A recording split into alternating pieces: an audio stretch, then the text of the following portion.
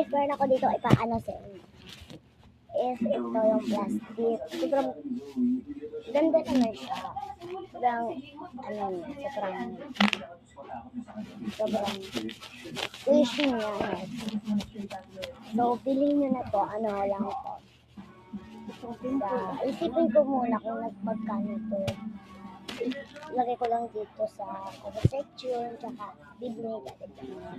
So, dapat magsabi kayo kung nag-aasaan kayo. Ito siya.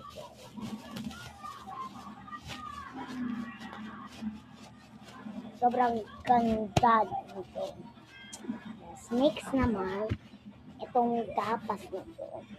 Magkano lang to? Magkano? Isipin ko din kung magkano. Ano ko din sa comment section.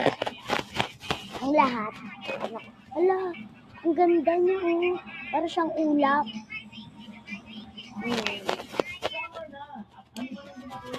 Ano niya lang, huwag niya pa sinin ng sabay dito. Dahil kasi nagsilip. Para siyang ulap.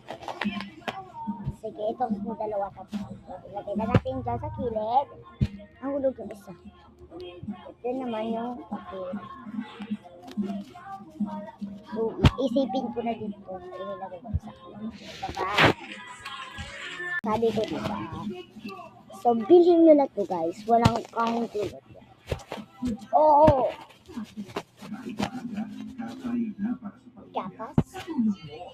Plastic. Papel. Ito lahat yung exclusive price. Ipabili ko na ito sa inyo kasi wala akong lumaw. Pero meron pa din sa pinang ko. Sobrang dami.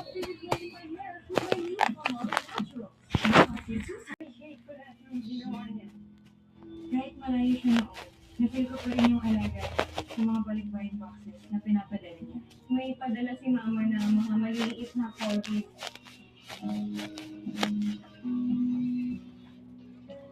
Pinapagkaitahan ko siya kahit malayo ako. So, ito yung lahat guys. At yun ang importante. Scroll. Kumbas, nasunog sa Davao del Sur. House Justice Committee, unanimous ang desisyon na may pagkakas para ipisin ang mga impeachment complaints laban sa President Sara Duterte. At ang magandang reunion na mag-inasakol na dalawang kasaya ng Ito lang. sa siya ang pagkakitian sa dapat namin sa secret.